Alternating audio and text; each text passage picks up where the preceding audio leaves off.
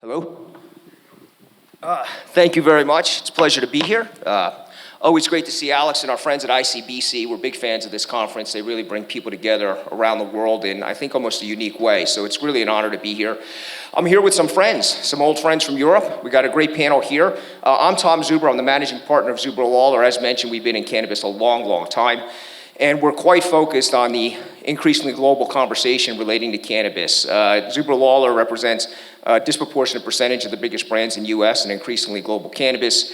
I also founded Global Go, which is one of the premier cannabis consultancies around the world. It's got brand affiliates in 10 different countries, and the magazine Global Cannabis Times. I'm delighted to introduce this outstanding panel. I think of three of the top attorneys in Europe, and I've known each of them for a period of years, so it really is an honor to be here moderating this panel. First is Daniel Heyman, a dear friend of mine, going back quite some time. Daniel, I think, was the first attorney in Switzerland. So come on up, Daniel, and please introduce yourself. And he's with MLL Legal.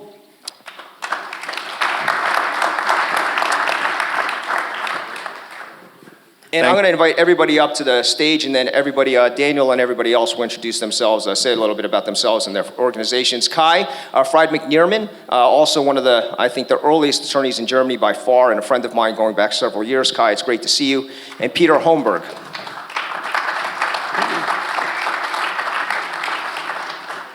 With Dentons. And if we could just maybe say a few words, I don't know, however brief you want to be. Peter, we'll start with you at the end there about your own practice at Dentons. Yeah, thank you so much. These chairs are much too comfortable. feeling home at actually. Peter Hombrick, I'm a partner with Dentons. Dentons is by far the largest law firm worldwide with over 20,000 lawyers.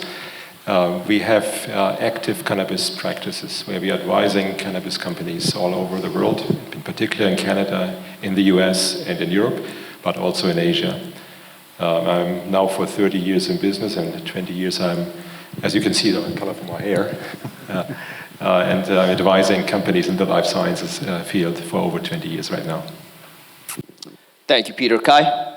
Yeah, I'm Kai Fried-McNearman. I'm a lawyer since 2003, started to work in the cannabis industry, started working in the cannabis industry in 2017 as Germany legalized medical cannabis. By that time, the first CBD products came up, and no one knew how to regulate it, and so I took a deep dive into these legal landscape and started to blog, and this blog was read by Prohibition Partners. Prohibition Partners was read by MJBiz Daily. So since 4 years, I'm consulting medical cannabis import companies in Germany, CBD companies, hemp companies, and now we are preparing for legalization in Germany. Thank you, Kai. And Daniel, a few words about yourself. I was a commodities trader before I turned lawyer. I was in business for about 12 years. In 2019, we decided to establish the first dedicated cannabis desk at the large law firm in Switzerland. We represent a big part of the big players in Swiss industry along the value chain, and basically that's it. 3 kids, always tired. Thanks, brother. And Kai, why don't we start with you as an update? Can you tell us about, from a regulatory standpoint, the status of things relating to hemp and CBD, as well as medical cannabis, and also maybe give us a glimpse as to recreational reform here, what that's going to look like. Okay, how much time do I have? Yes. Where shall we start? Let's talk about legalization, I guess. The German government decided last year in November to legalize cannabis, and they set up a coalition agreement stating just one sentence. We will allow the distribution of cannabis for adults in licensed shops. Just one sentence, okay? And now we are in the middle of the debate how to do that. We are talking about maximum numbers of licensed stores, of cabs. We have an actual debate of THC content in the flower to reduce or to limit the THC content in the dried flowers. We are also talking about if we shall allow finished products like vapes and edibles and beverages. It's still in a flux. So we are expecting the first draft in October, November. It's presented by the Ministry of Health because we think, or the policy thinks this is a health issue. So you really have to understand that it's all about health. It's about harm reduction. And if you want to do business here, you have to keep that in mind. So all the debates are around this health issue because we have really bad stuff in the illicit market right now. It got better, it got worse and worse over the years. So the need for reform is very, very strong here in Germany right now. But that's the point. So if we have the drug addiction societies, for example, they're making a lot of pressure on the Ministry of Health. They want these reduced opening hours. They want reduced THC content. They want no advertisement, no logo, no brands on the finished products. And we as the industry are just fighting all these points right now to have a liberal market model, to have so that the industry is incentivized to invest and to establish a business and to take the fight against the illicit market right now. So that's some for the beginning. Thank you, very helpful. And Daniel, we hear that the medical cannabis market in Switzerland is opening up. We're very excited about that. What are some of the specific changes we can expect and what challenges still remain? That's a big subject, a lot of questions. We have in Switzerland, we've had a medical system where you're required a special permit from the Federal Office of Public Health to be able to get access to medical cannabis for a long time. And that has made life for a lot of patients difficult. Around 100,000 patients in Switzerland today are known or estimated by the Federal Office of Public Health to consume cannabis for medical purposes. Out of maybe 400 or 500, there's a dark number obviously, of cannabis consumers in total. And the tragedy was that out of these 100,000 patients, only 3,000-4,000 actually had access to legal medical cannabis. So 97,000 patients actually had to resort to the illicit market and procure cannabis from sources they knew or didn't know. And as we know, and as my colleague Kai here mentioned, the quality is not controlled in the illicit market, and we have a big issue with cannabis that's spiced up with all kinds of some synthetic materials that nobody knows exactly what it is. So it's quite a tragedy for the patients' associations.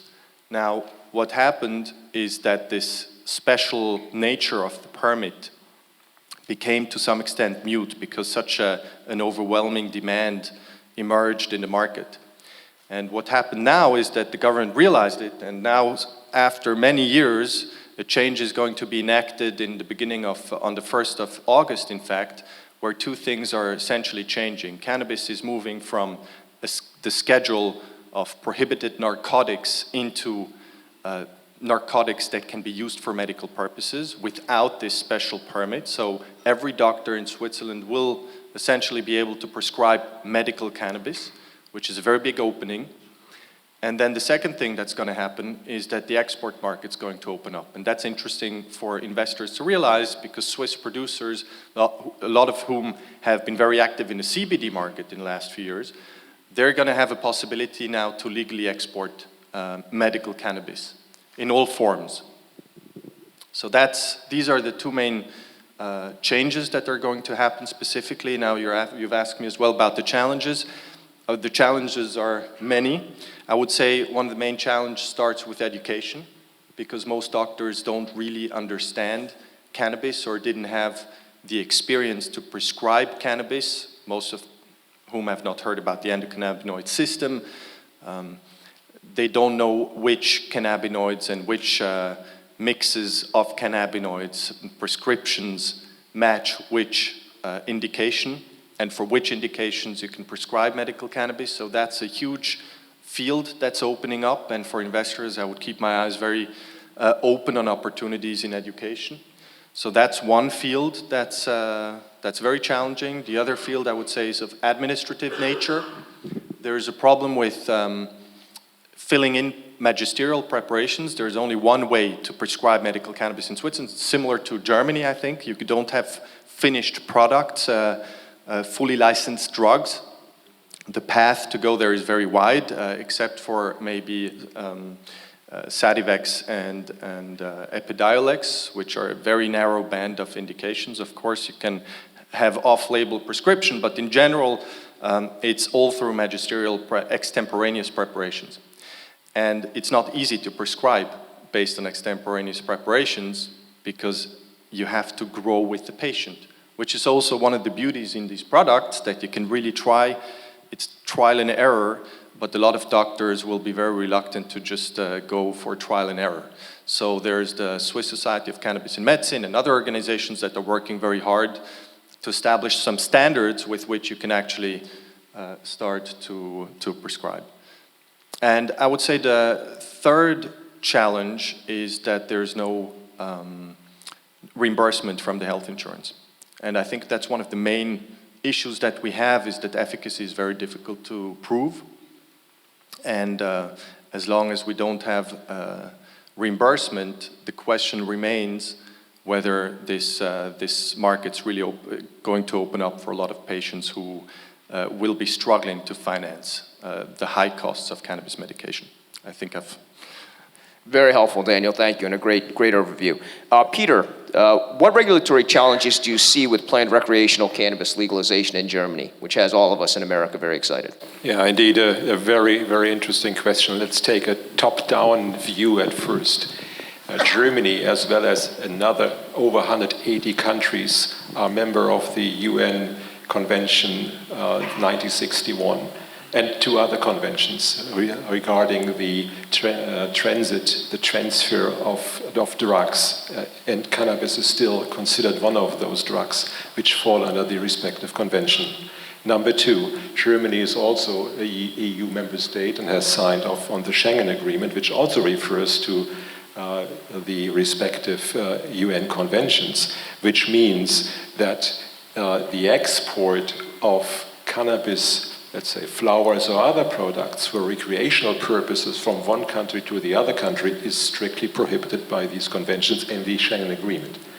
So when the coalition actually wrote this one wonderful sentence into the coalition agreement, they did not think about, and that's my personal opinion, where can we source the cannabis for the recreational, for the adult use market in Germany. And that's the first issue which we have to solve. It's really an issue. It is now being discussed. Are there solutions to it? Yeah, there are solutions to it, to a certain extent at least, as we have seen in Uruguay, Canada, and the Netherlands, where recreational use is, of course, happening. So domestic cultivation, for example, or home grow, for example, are solutions to that. And I may address that at a later stage a little bit more in detail. Then the next step is we have to create a respective legal environment. We need a law, we need a control body with regard to the distribution of the recreational cannabis in Germany. Will it be through pharmacies? Will it be through licensed shops, as it is mentioned in the agreement? Or how do we do that infrastructure? What is the legal basis for it? Who controls it? So lots of other challenges are, of course, coming from the quality. And we heard about that the current illicit market has cannabis products on or sold which have additions, which have supplements which are definitely unhealthy. So the illicit market is using drugs which do not, of course, have the same quality as we would like to have it on the market. But the quality control of a recreational cannabis product, which is then sold under the government control, that needs a legal basis. So we have a number of challenges which have to be addressed. Very good. Thank you, Peter. That's a very helpful overview. Kai, let's take it back to you. What are some of the distribution rules for medical cannabis, and what is the process when trading these products? Medical cannabis is only traded via the pharmacies. Okay, so the first step for you as a patient is you go to the doctor. You have a condition. The doctor has to be convinced that this condition is suitable for a cannabis prescription, and the decision of the prescription is in the sole discretion of the physician, of the doctor. It's not limited, like in Portugal, where you have 7 designations or applications. With this prescription, you go to the pharmacy and get your medical cannabis. So what was, as we started in 17, the price per gram medical cannabis was 22, 23 euros per gram. That's a lot. So what we saw now, the last 2 years, a couple of pharmacies really invested in logistics, got really, really big, sometimes employing more than 100 pharmacists, and the prices dropped to 9, 10, 11 euros per gram, so almost comparable to the illicit market. And on the other hand, we saw business models like telemedicine. So you go to the physician, and they have sort of clinics all over the place, all over Germany, and you have to show up the first time in person and get your prescription, and then your following prescription you can obtain via online, via internet. So we see a huge number of patients, of private patients, of self-paying patients. They are not applying for reimbursement. They just take it. Okay, it's like 10, 11 euros. I would pay that in the illicit market. But now I'm a patient and I have control over the quality, I have control over the product, and I don't take the hassle with my public or private health insurer to get reimbursed. So that's the latest development we saw in medical cannabis. The big question will be, will all these people who are now in the medical cannabis market, will they withdraw and switch to the legal market, or does the medical cannabis market even increases further? Very good, thank you, Kai. Daniel, what's the status of CBD products in Switzerland? Are they marketed as tobacco substitutes, fragrant oils, cosmetics, novel foods, therapeutic products, meaning drugs? I'm going to try to keep this one a bit shorter than the last answer. All of those products. In fact, tobacco substitutes, I would say, accounts for one of the biggest markets in Switzerland, which is just dried flower, perfectly legal to be sold, as long as the THC content is below 1%, which is a bit of an exception in Europe.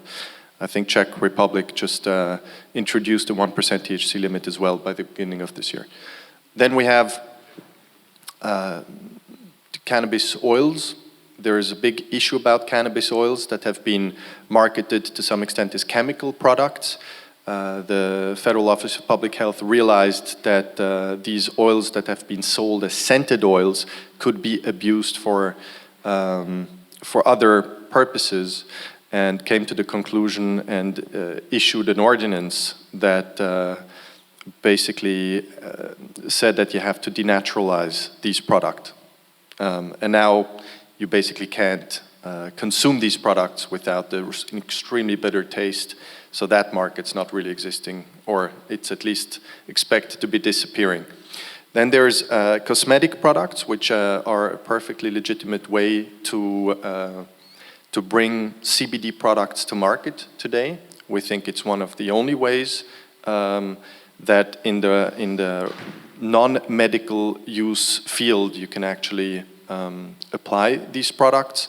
So cosmetics is an absolutely valid way to bring cannabis oils and other products to market for topical and even use in like mouth sprays and so on. So that's also something that's possible. Then we have the medical applications, which obviously have to run through a different kind of route, but that's absolutely also a legitimate way to market. And already we see CBD oils and tinctures that are prescribed for medical purposes as well. Very good. Peter, let's talk about the illegal market. How do you assess the impact of recreational cannabis legalization on the illegal market in Germany, and if you care to, throughout other parts of Europe? Yeah, well, that is one of those crystal ball questions. And I try to read my crystal ball right now, because we don't know how the market will develop and when we have recreational cannabis on the market here in Germany. From my point of view, definitely not before 2024. But if you look into the developments, for example, in Canada, how the impact was on the black market, I think we have three factors which are extremely important. Number one, price. Number two, accessibility, availability of the product. And number three, its quality. These are the three major factors who have an impact on the respective legal cannabis market for adult use. If we have the right price, if we have the right availability, and if we have the right quality, I'm sure that we definitely could cut the black market by half. But let's talk about how big is the black market actually in Germany. We are talking about a medicinal cannabis market around now between 18 to 20 metric tons per year, with an increasing quantity. The black market is judged at approximately 700 metric tons in Germany. That is a significant market. And the current calculations, even for, hey, how do we tax cannabis for the recreational market, is cutting it by, is estimating 400 metric tons, which is around half of the black market. So very, very important, as I said, price, accessibility, availability, and quality. If that is competing with the illicit market, we definitely are in a position to cut it short by 50% or even more, very much depending on how this will be done. The current discussion about implementing a certain a cap on the THC level is definitely, from my point of view, helpful for this discussion, because it's going to divide the illicit market and the legal market by the factor of whatever percentage it may be, maybe 15, 16, 18%. We know that currently the medical market demand for cannabis products with high THC content, around 20% and above, is definitely the market at this point in time. It may change to extracts, but that's what we have now in Germany. It's the majority is a flower market with high content THC flowers with a constant quality. So we can transfer that to the legal market as well. But I don't think that a limit of whatever the limit may be would be helpful for the legal adult use market. Very good. And Peter or Kai, I have a follow-up question relating to taxes. So in the United States, particularly when we went from medical markets to recreational markets, we couldn't resist the temptation to tax very heavily. Just saying, wow, here's an opportunity to bring in some extra money to the government, and there's a notion that this tax money will go to educate folks on the dangers of cannabis and so on and so forth. That never really works out. And the end result on the illegal market conversation is that the illegal market thrives because the pricing of legal product goes through the roof. And so in the United States, we obviously have been further along in terms of years, but there is a great big mess because the illegal market continues to govern over half of the revenues of the market just in California, which is a very advanced market. So my question to you is, do you have any notion as to how Germany is going to approach taxation of the recreational cannabis market? Yeah, sure. So the government is aware of that problem, of that tax and price problem. There's one draft on the table by the Green Party, the Cannabis Control Act, that drafted this law already back in 2015. It was in Bundestag in 2017, rejected, of course. It was in Bundestag in 2021, rejected, of course, by the last Grand Coalition.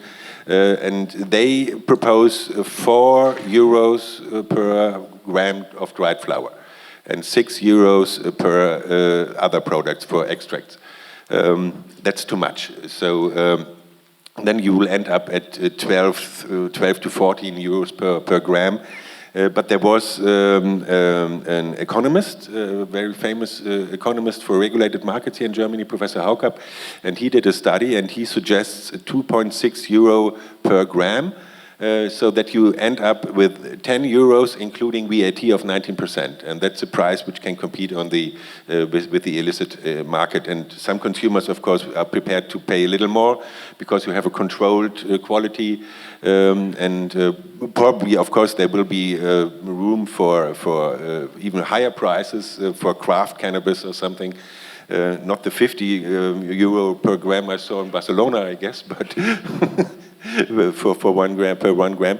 But the government, the lawmakers are quite aware of that. So I'm pretty convinced, I'm pretty sure that there will be a fair price at the end. Very good. That's wonderful to hear, and I hope you're correct. Peter? Yeah, maybe some additions to that.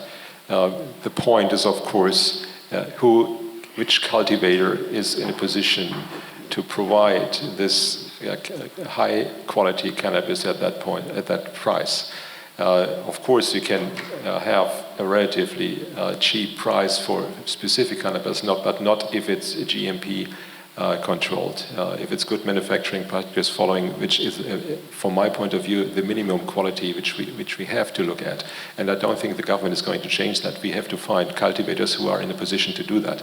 Probably not in Canada, probably not in Colombia, maybe, yes, maybe Portugal. Yeah, Malta, for example. We can talk about that. Macedonia, North Macedonia, for example. Greece, have cultivators coming up there as well. Denmark, oops. Take into consideration the current energy prices, I have my doubts. So that's number one, which we have to look at. Who is in a position, which cultivators are in a position to provide then the respective kind of, it would be exported anyway. But I'm coming back to the first problem, which I mentioned, is the 1961 Single Convention, which means how can we import? Can we import at all any kind of cannabis for the recreational market, yes or no? So we are maybe looking at domestic grow. And how this is going to be achieved is the next question. We have 3 cultivators in Germany who are doing relatively low quantities for the medicinal market. Afria, Aurora, and Demican, as we all know. And they have put the first cannabis cultivator in Germany on the medicinal market. So they would be in a position to increase, as they have announced already, the production domestically. But, well, others should participate as well. So do we have a tender process? Probably not. Do we have a licensing process, as we heard this morning? Probably yes. So that is, from my point of view, the way going forward and finding licensed producers in Germany, as we have it in Uruguay, as we have it in the Netherlands. They just tendered, by the way, out domestic cultivation for the recreational market in the Netherlands. Is that the right way? We will see that. We'll probably hear that tomorrow at the ICBC conference from Mr. Bienert, what kind of ideas he may have on that. And we'll see. The next issue, we have, of course, a lot of calculations on what is the positive impact of the recreational market.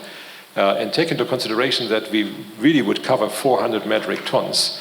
The actual advantage, take into consideration a tax on the product, like tobacco, then, of course, the VAT, and all the other taxes which are surrounding the whole industry. We are talking about an advantage of around 4 billion euros per year. For the government. A rough calculation, of course, not very founded because we don't know how it will work out. But that's a significant figure, which is, of course, also driving that process here. 4 billion income for the government is definitely something which is worthwhile to consider. And, of course, it is tempting. Always tempting, as we have seen that on the tobacco products and on alcohol, to just squeeze a little bit more of the tax into from the respective product. Just a little percent here, a little percent there. And then, of course, we are exactly at the problem which Kai Friedrich just mentioned. We have a non-competitive product on the market for the recreational use. And that's something which we have to look at. Yeah, what is also discussed is to have a mixed taxation model, so to take more taxes on high THC content products and low THC content products are taxed differently then. This is because, again, this is a health issue. People think that high THC content is more dangerous, more to be controlled more, there needs to be some prevention of using high THC content products, and they want to do it with taxation. That's also a proposition on the table, but I think you can't handle that in the beginning. Then in the end, it will come up that high THC products are too expensive and still traded on the illicit market, and we don't want that. We want a complete fight against the illicit market, and you really can't estimate the tax in the tax revenue if you split that up in THC content. But we will see. So it's on the table. It's discussed right now because of the high THC content, the health issue. Let's see. Very good. Thank you both, gentlemen. That was very helpful, very informative. Daniel, Germany's out a bit in front, obviously, as respects Switzerland on the recreational cannabis conversation. What is the status of recreational cannabis in Switzerland? In Switzerland, both the National and the State Council last year approved a change following a parliamentary initiative to regulate cannabis and create a legal market. So we're also moving right ahead. It's just taking a bit more time.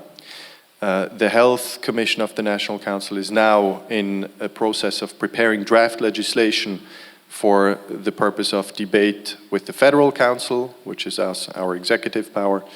And so the conversation is ongoing. What's also happening in parallel is that the Federal Office of Public Health, there's been a change in the Narcotics Act that allows for pilot trials. So as of autumn this year, the pilot trials will actually start to kick off. It's all in the context of purely scientific context. As Peter mentioned, the factors that will be checked will be price, availability, and and quality, of course, but also other socioeconomic concepts. The effect on the black market, health will be measured, data will be collected, and so on. That will start. I'm a bit skeptical about the trials, that they will be able to produce enough relevant statistical data before the legislation actually has to move on, because I think we're in a time where if Germany starts to legalize and has legalized cannabis, Switzerland will have to make a move much quicker. So it's actually good that our neighbor is now moving fully ahead and all the tough subjects are being discussed. And what I can imagine is that once there is a draft legislation in Germany, that the Swiss will simply more or less look at that and copy-paste and give a Swiss spin to it and move ahead a bit faster. Very exciting. Well, I'm hoping that happens. Kai, let's come back to you. What are the administrative court of Cologne and the EU Commission on Novel Food Applications doing that can ultimately affect the CBD market in Europe as a whole? Oh, yeah. So there was a ruling of the Administrative Court of Cologne in March this year, saying that CBD is in general a medicine. And as a medicine, you need an authorization by the BfArM, like a regular medicine with clinical studies, phase 1, 2, 3, double-blind, placebo, etc. So this process takes 10 years, costs you 10 to 15 million euros at the best. And the Cologne ruling said, okay, even if you underdose it, it was a product with a recommendation for 18 milligram of CBD intake per day. And even this underdosed dosage makes shall make the product to a regular medicine. That was like, oh, everyone, whoa, what's going on here? we are applying for novel food authorization. The IHAR is spending 3 to 4 million for these novel food authorizations. For toxicological studies with rodents in the first place, and then human exposure in the end, we are expecting that the first results are coming at the end of next year, so that you can market CBD as a food again, as a supplement again.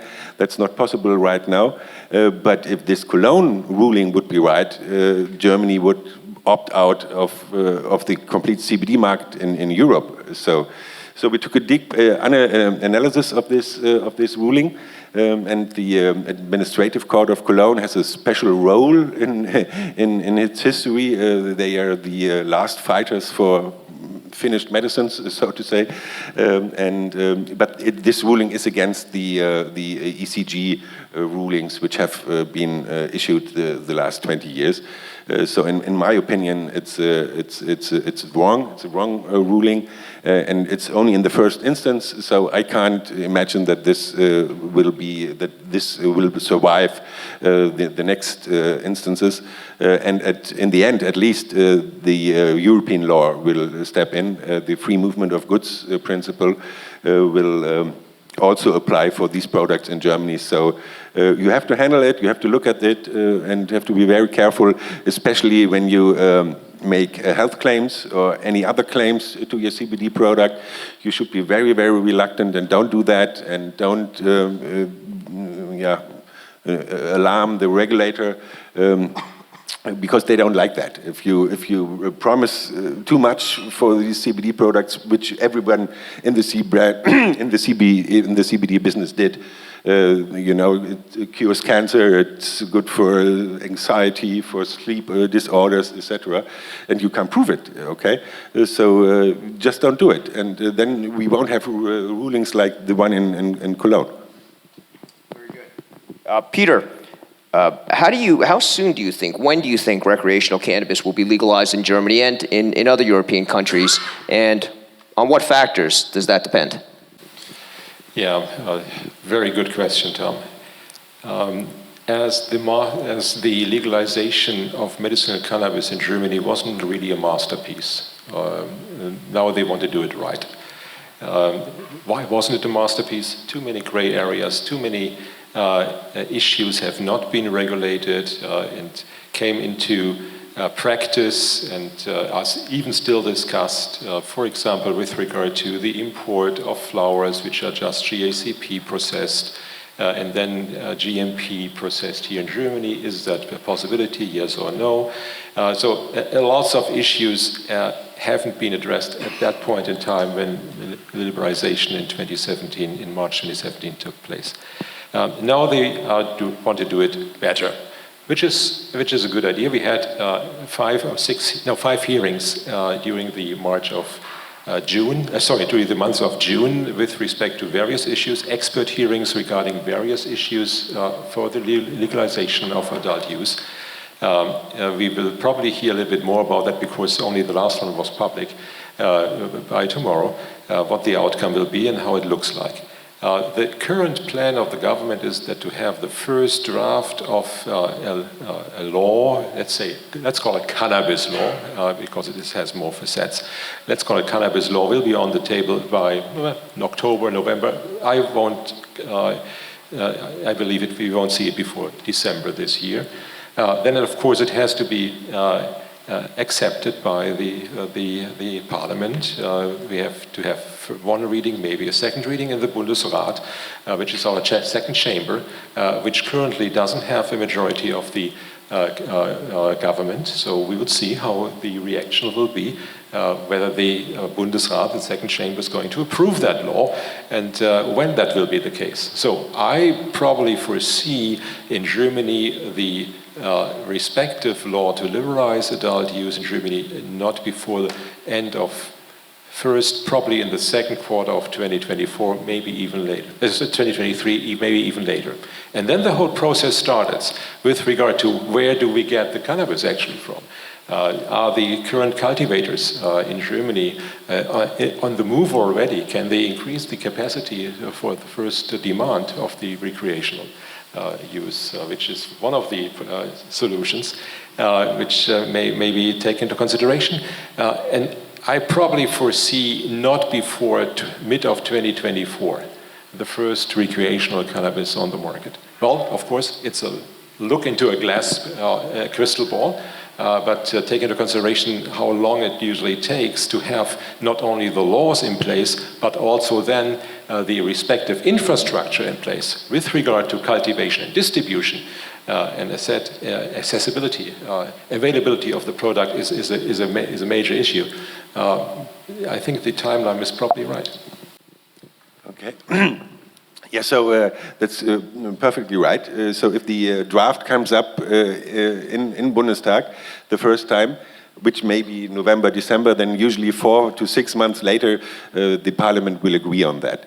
And Peter is completely right, but I think there are solutions, either to the UN Single Convention problem, and as well as to the EU level. We learned the last couple of days that the German government started negotiations, started talking to the European neighbors, to Malta, to Luxembourg, to Portugal, they are meeting already, trying to set up a new framework, a new legal landscape for cannabis in Europe, which is necessary. There are lots of diplomatic efforts are necessary now to establish new trade relations, to amend, to alter all these international obligations Germany has, and they started this process. So I'm confident that there will be a solution in the end.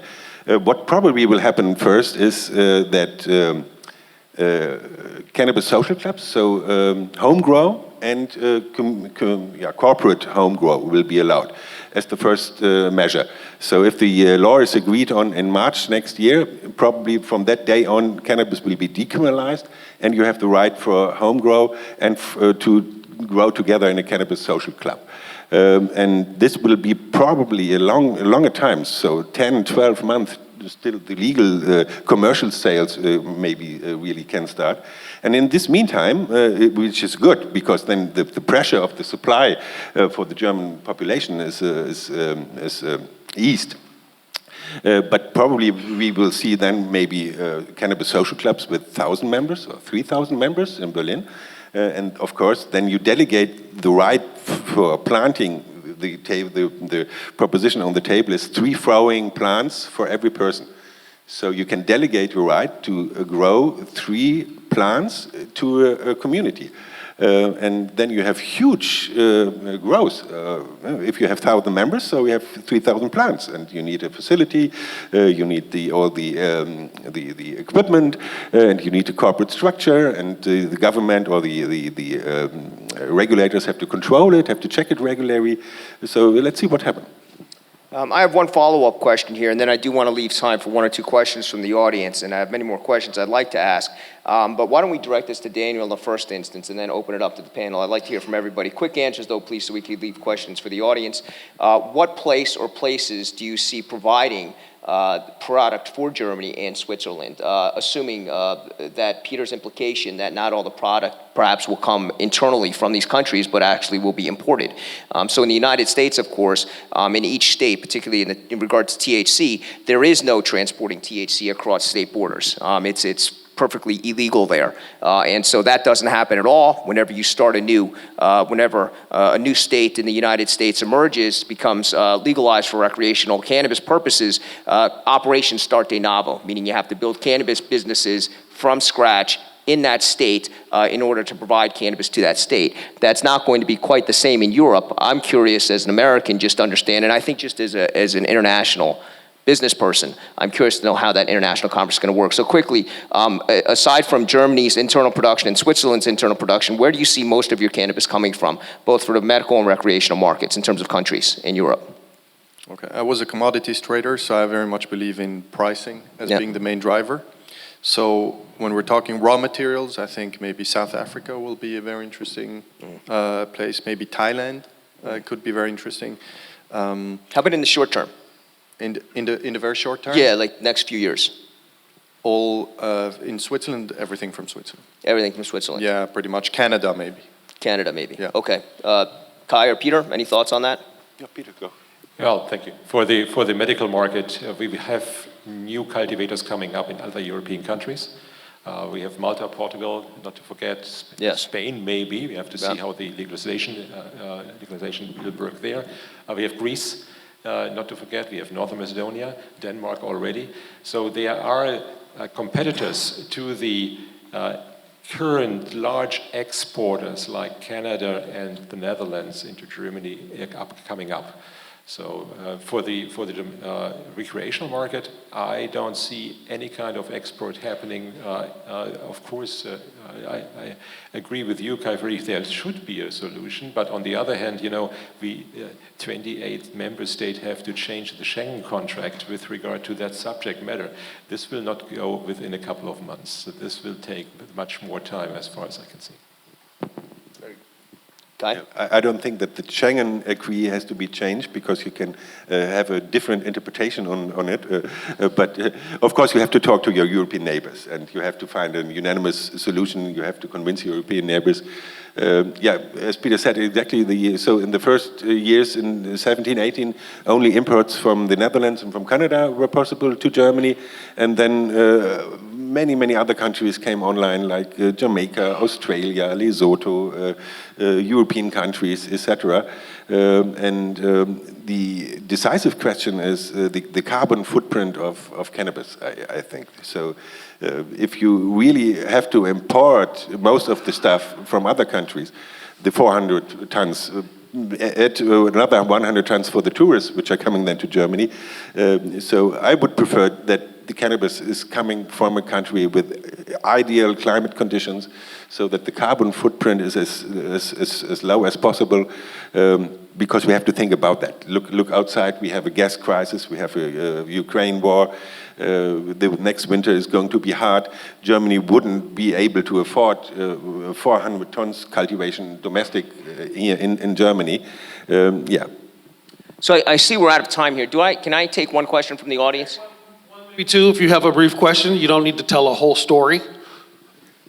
Oh, there you go. Yep. Thank you. Let's hear it for the panel, by the way. Make some noise.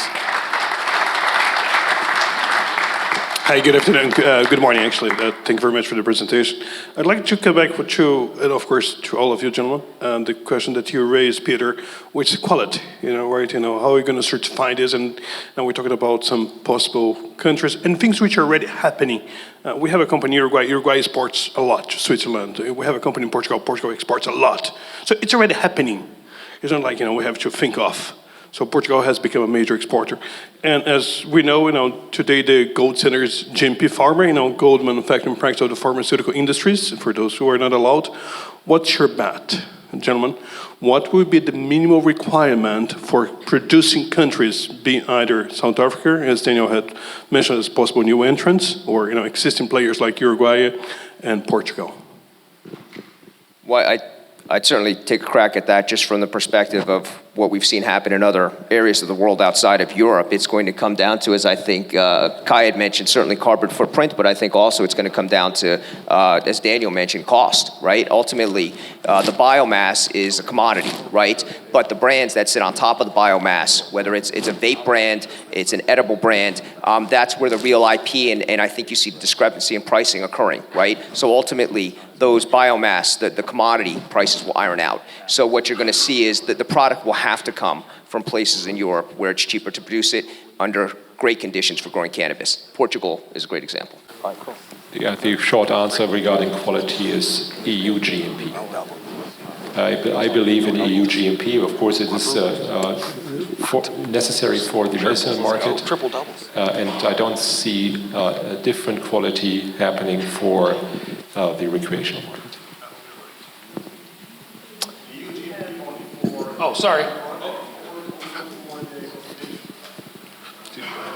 Well, I'm coming, and this will be the last question because we're starting to run out of time. I'm sorry. Go ahead. Quickly, though. Quickly. It will be very quickly. When you're speaking about EU GMP, you're speaking about only the final product, also for the cultivation? No, of course, the whole process has to be EU GMP compliant currently for the medicinal market. Yes. And I believe this is going to happen for the recreational market as well. I don't believe that our cultivators of salad at this point in time with some greenhouses would qualify for the cultivation or local cultivation of cannabis here in Germany. Only indoors. Thank you very much. Thank you to the very much. panelists. Daniel, Kai, Peter, great to see you, gentlemen, always. And one more time, Tom Zuber, Daniel Heyman, Peter Holmberg, Kai Friedrich Newman. Very informative.